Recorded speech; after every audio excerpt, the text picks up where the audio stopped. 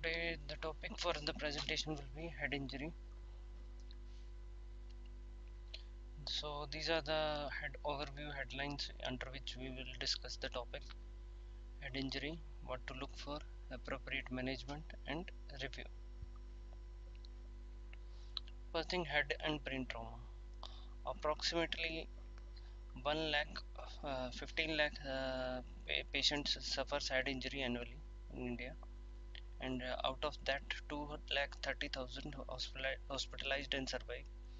There are approximately 50,000 deaths, and one third of all injury related deaths are due to head injury.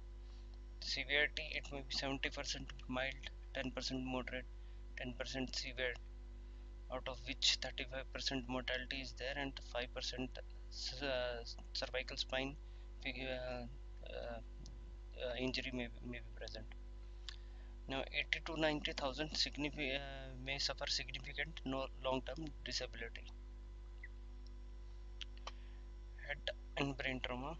Risk group are highest in males 15 to 24 years of age because of the road RTA, mostly motorbike. Very young children 6 to 2 years of age due to fall from bed, and young school age children while playing, and most in elderly also due to slip and fall, mostly over 75 years old. Now, broad and including term, traumatic insult to the head that may result in injury to the soft tissue, bony structure, and or brain injury. Blunt trauma, penetrating trauma. A traumatic insult to the brain is capable of producing physical, intellectual, emotional, social, and vocational changes. Three broad categories are there. First is focal injury, that is cerebral contusion, intracranial hemorrhage, and epidural hemorrhage, and subarachnoid hemorrhage, diffuse axonal injury, and concussion. Now, mechanism of head injury. Motor vehicle crashes, most common cause of head trauma, most common cause of SDH.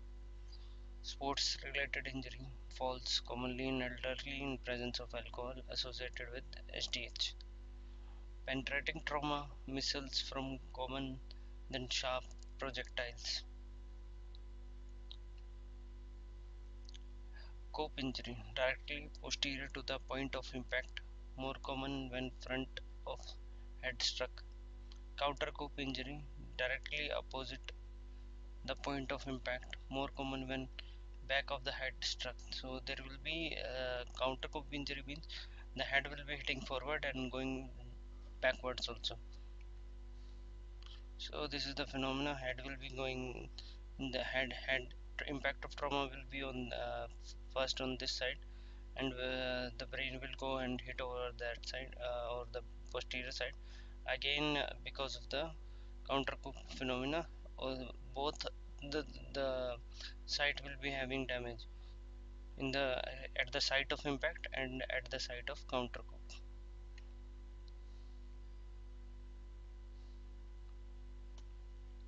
Categories of head injury. Categories of injuries, that is diffuse axonal injury, that is due to shearing, tearing and stretching of nerve fibers, more common with vehicle occupant and pedestrians. Focal injury, limited and identifiable site of injury. Cause of brain injury, direct causes, impact mechanism, mechanical disruption of cell, vascular permeability or disruption. Indirect causes include secondary edema, hemorrhage, infection, inadequate perfusion, tissue, hypoxia, pressure.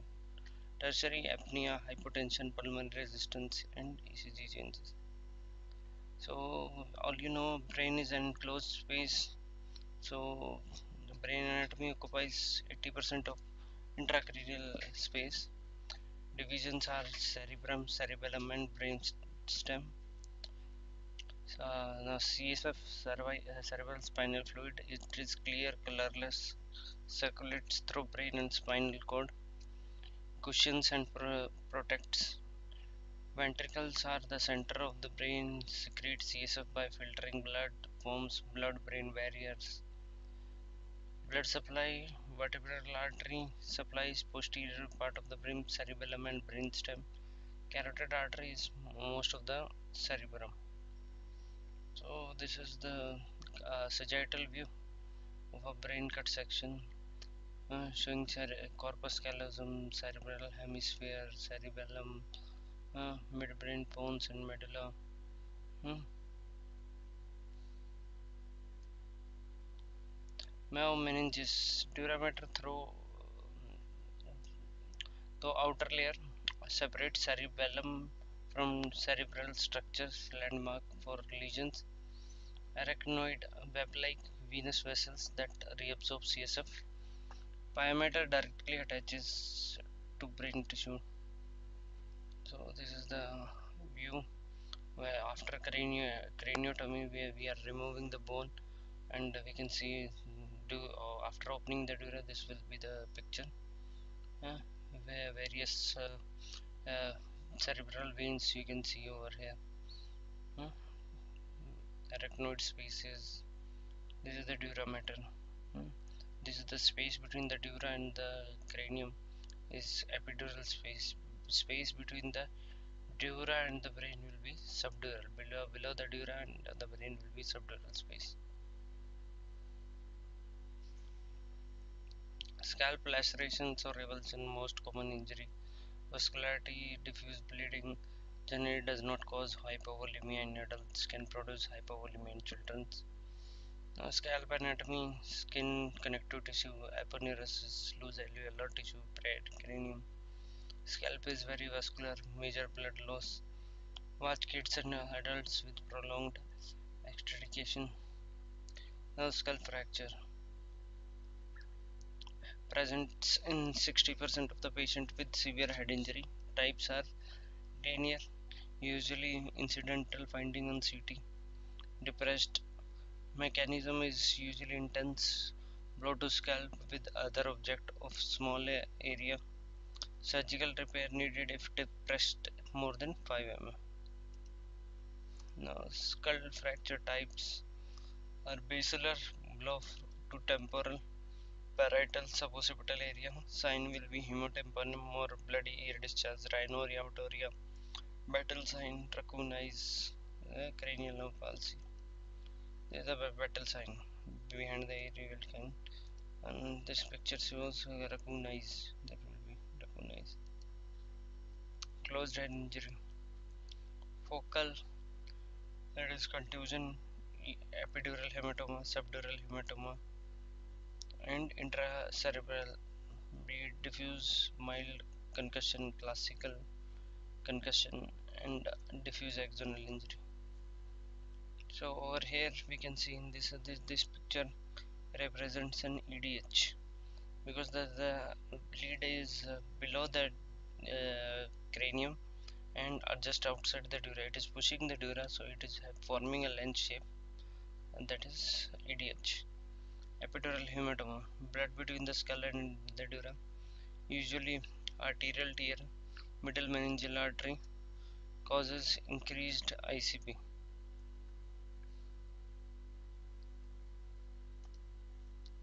Epidural hematoma, unconsciousness followed by lucid interval. What do you mean by lucid interval? Lucid interval means a patient will regain patient will have LOC. He will regain consciousness for some time, and after that he will again have LOC. So the time period between the two LOCs will be the lucid interval. The rapid deterioration will be there.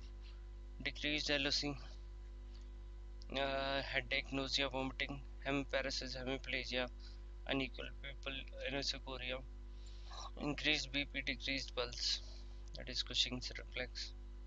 Now this in this picture you can see the bleed is below the dura and in between the brain. It is pushing the brain. It is below the dura. How you can say it is below the dura? How will you differentiate an EDH from SDH? So in case of SDH, it will be the below the dura and will accompany the brain surface. It will accompany the brain surface, creating a as subdural space. So the shape will be of semilunar kind of shape.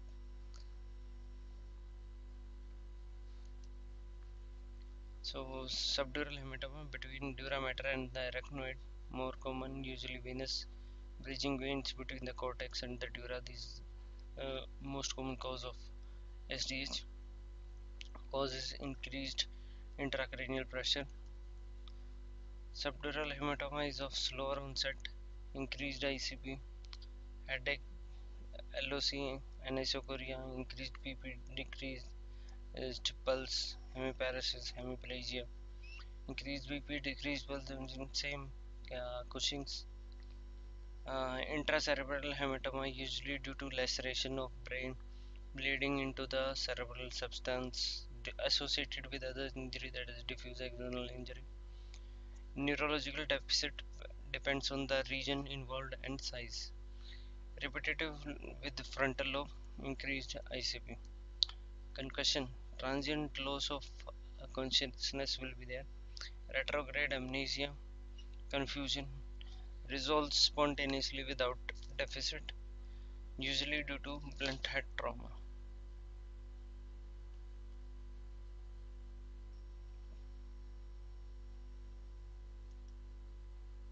Now, as you can see previously in this slide, you won't find any gross pathology on CT.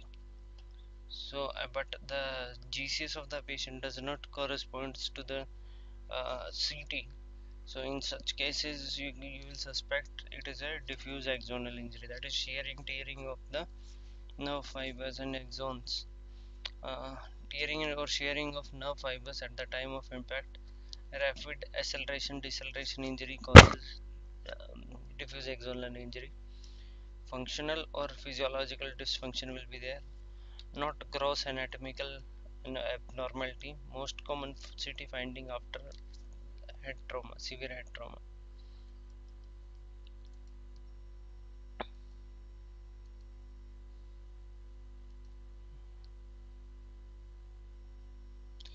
The prolonged post-traumatic coma not due to mass lesion or ischemic results. Coma began at the time of trauma. Usually evidence of decorticate or decerebrate posturing. Autonomic dysfunction, hypertension and fever may accompany. So this is a case of penetrating trauma to the brain. Severity depends on the energy of the missile, path, amount of scattered bone or metal fragment, presence of mass lesion, accompanied by severe face and neck injury, significant blood loss, difficult airway, spinal instability. Now, this is the part of injuries. Now we'll discuss about management. So, what brain needs? High metabolic rate consumes 20% of the body oxygen. Larger user of the glucose, requires thiamine, cannot store nutrients. So these are the four major points. So as you can know, the brain consumes 20% of the oxygen. So in case of head injury, um, uh, ventilator support or uh, is required, because that will include because of the to prevent ischemic changes, and to this oxygen level also decrease the ICP by reducing the edema. So more on brain workings. Perfusion, cerebral blood flow depends upon cerebral perfusion pressure. Flow requires pressure gradient. Cerebral perfusion pressure is pressure moving the blood through the cranium.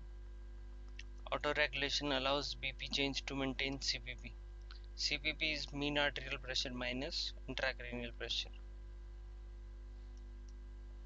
Now perfusion, mean arterial pressure largely depends on the cerebral vascular resistance, since diastolic is a main component. Blood volume and myocardial contractility. Mean arterial pressure diastolic plus one third of the pulse pressure. Usually require mean arterial pressure of at least 60 mm mercury to perfuse brain. Perfusion, intracranial pressure, edema, hemorrhage. ICP usually normally range of ICP value 10 to 15 mm of mercury. Cerebral perfusion pressure can be calculated by cerebral mean arterial pressure minus intracranial pressure. So Monroe-Calvin doctrine, in which I already told you, brain is a closed space.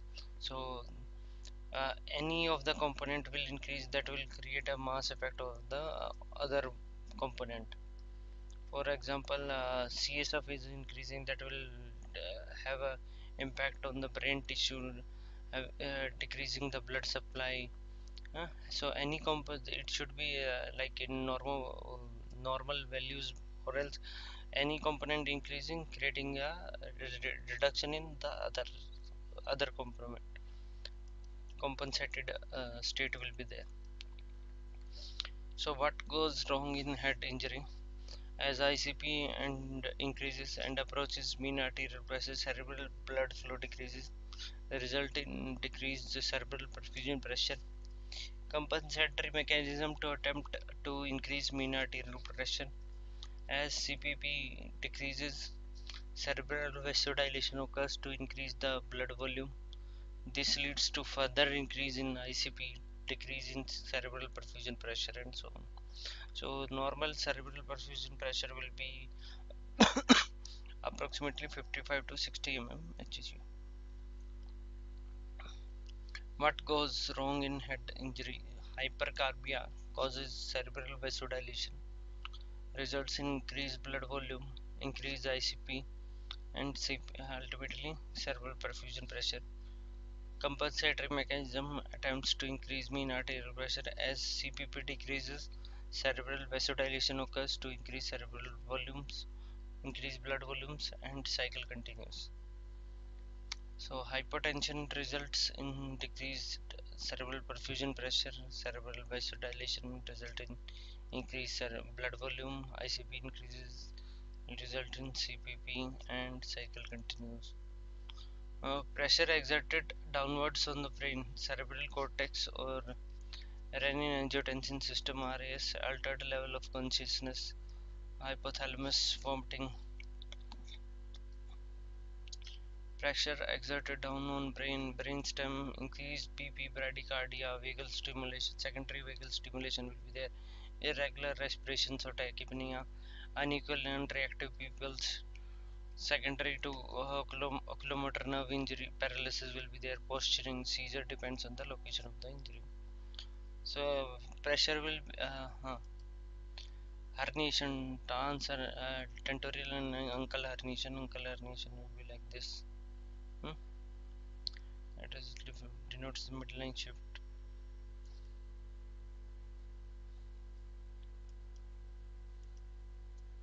So what do you see in on examination? Levels of increasing ICP, cerebral cortex and brainstem, BP rising and pulse rate slowing, pupils reacting, kind stroke respiration. Initially try to localize and remove painful stimuli.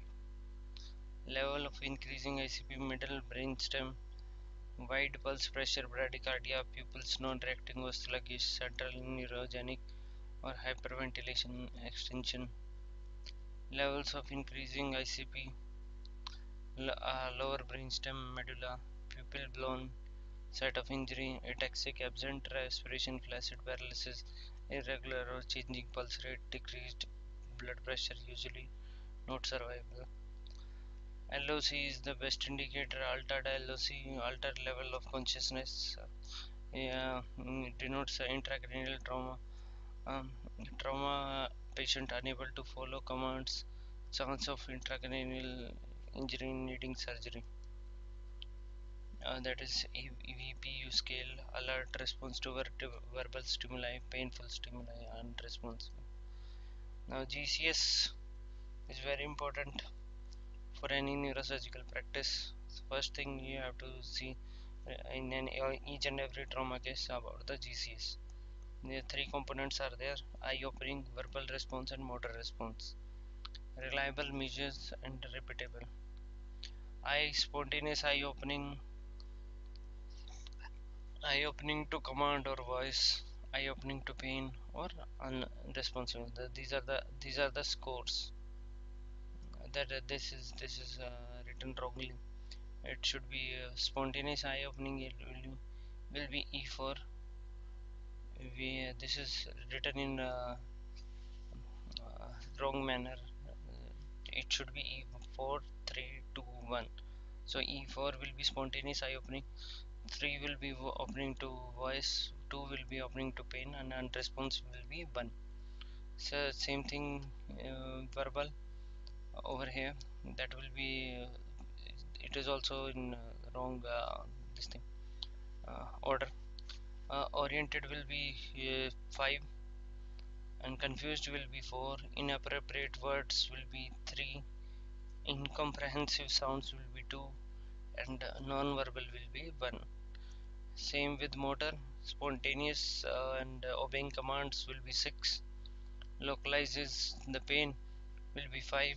Withdraws the pain from the painful stimuli, that is 4. Decorticate will be 3. Decerebrate will be 2, and response will be 1. Also known as flexion to pain, extension to pain, and no response. So lowest GCS score will be E1, V1, and M1. That will be 3. Eyes, window to soul and CNS. Pupil size, equality, and response to light is this very important. Unequal pupils plus decreased level of consciousness, that denotes compression of the oculomotor nerve due to herniation of the brain, probable mass lesion. Unequal pupils plus alert patient will be there. That means I need direct trauma to the eye. Oculomotor nerve injury is there, and normal inequality. So in case of there will be decreased level of consciousness, and anisocoria will be there. That means that denotes that a mass lesion or bleed has increased in the patient. So in such scenario, patient require urgent decompression.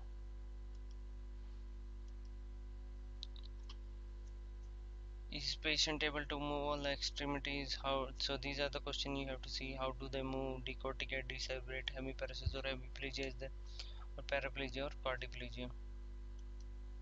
So this is the extensor response. Decerebrate response. Decorticate will be like this. Abnormal flexor response. Decorticate. This is decerebrate. So hands are going like backwards. Over here hands are going in the flexion direction. This is decorticate, this is decerebrate. Movement lateralized or focal signs. Lateralized or focal deficits. Altered motor function may be due to fracture or dislocation. Cushing triads I told you previously. Suggest increased intracranial pressure, increased BP, decreased pulse, irregular respiratory pattern. Vital signs. Isolated head injury will not cause hypotension in adults. Look for another life-threatening injury: chest, abdomen, pelvis, multiple long bones, large scalp laceration. So summary of assessment will be: first sign important, most important, loss of consciousness. Direction of change is more important than single observation. Importance lies in the continued reassessment compared with initial examination. Adult also seen trauma, intracranial injury. So goals of treatment: maintain adequate oxygen, maintain sufficient BP for good brain perfusion, avoid secondary brain damage. Single episode of hypotension doubles patient mortality. Hypoxemia is a strong predictor of poor outcome. So airway management: open assume C-spine trauma in all the RT cases. Jaw thrust with C-spine control. Clear suction, clear the airway. Suction is needed. Maintain or secure in with intubation if no gag reflex. Lidocaine, vecuronium, avoid nasal intubation. Oxygenation should be 100% of O2, as I told you previously. Brain consumes 20% of the oxygen. Ventilate, no routine hyperventilation. Adults 10 to 12 beats per minute. Children 12 to 16. Infants 16 to 20. Respiratory pattern, kind stroke, diffuse injury to the cerebral hemisphere, central neurological hyperventilation, injury to midbrain, apneustic injury to the bones.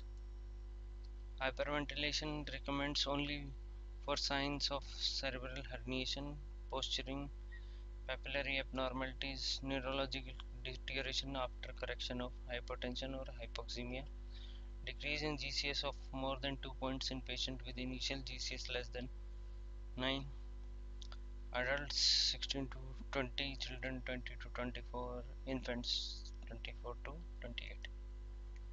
Benefits are decreased PCO2,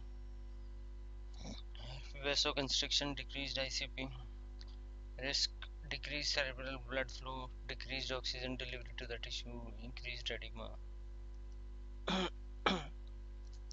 Circulation, maintain adequate BP and perfusion, IV ringer lactate or an NS if patient BP is normal or elevated. If patient BP decrease, bolus should be given at the systolic BP should be maintained above 90 and considered monitor ECG. Do not treat bradycardia. Spinal motion restriction, if BP normal or elevated, spinal board head elevated at 30 degree. Drug therapy considerations only after management of ABC, controlled hyperventilation, diazepam, anticonvulsant. If patient experience seizure, 5 mg IV may mask changes in LOC, may depress respiration, may worsen hypertension. Vacronium, this also be given during the time of intubation. That also decrease brain oxygen demand. Lidocaine, same. Mannitol is very important. It decreases the cerebral edema, improves cerebral blood flow and oxygen delivery. Plasma expander, osmotic diuretic, 1 gram per kg IV is the dose. May cause hypotension, may worsen intracranial hemorrhage. How does it worsen intracranial hemorrhage? It is only indicated in case of severe brain injury, in patient having multiple contusions or patient having intraparenchymal bleed. So in such cases mannitol is advised. If patient is present with the EDH, suppose if patient presents with EDH and you give mannitol is contraindicated in EDH. So what will happen if you give mannitol in case of EDH? The brain will shrink in size, so it will provide more space for the EDH to occur. So that's why in case of EDH, mannitol is contraindicated. Glucose, assess blood glucose, administered only if hyperglycemia can harm injured patient secondary to osmotic shift. Consider thiamine in malnourished. Transport to trauma center. Any moderate or severe GCS 3 to 13 need to go to trauma center where neurosurgery is available. Air medical transport if needed. Severe injuries need to be recognized quickly and transported rapidly as early as surgical intervention is often truly life-saving treatment. Immediate removal if interferes with the priority. Access to airway management, ventilation, cervical spine motion restriction may only needed to remove the face pieces or to assess airway. Technique requires adequate assistance training in the procedure. Padding if shoulder pads left on. Summary: spinal precaution, avoid hypoxia, consider intubation early, avoid hypotension, frequent reassessment, hyperventilate or hernias, try wisely. So any question you can ask to in the department of neurosurgery.